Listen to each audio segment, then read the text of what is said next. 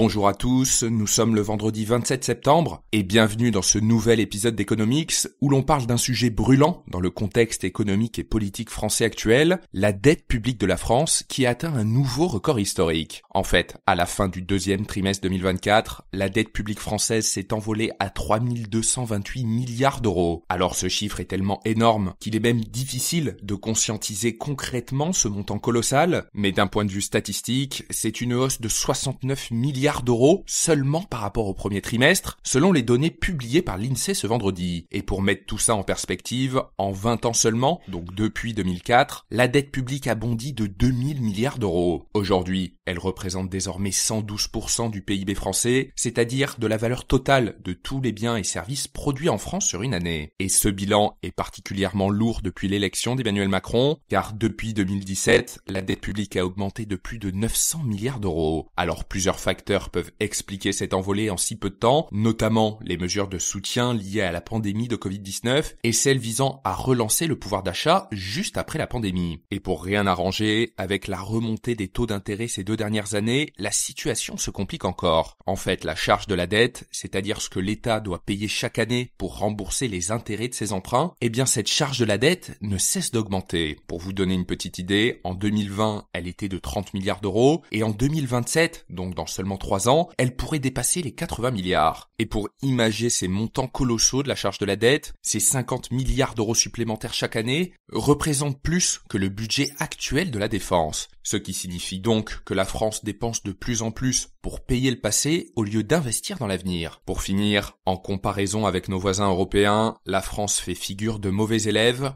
selon Eurostat, donc l'agence de statistique européenne, avec un ratio de dette publique à 110,8% au premier trimestre 2024, la France se retrouvait sur le podium des pays les plus endettés de l'Union européenne, juste derrière la Grèce et l'Italie. Et ce montant de 110,8% est en fait bien au-dessus de la moyenne de la zone euro, qui, elle, se retrouve à 88,7%. Merci beaucoup d'avoir écouté ce podcast et on se retrouve demain pour un nouvel épisode. Et notez que ce podcast est soutenu par Quorum l'Épargne.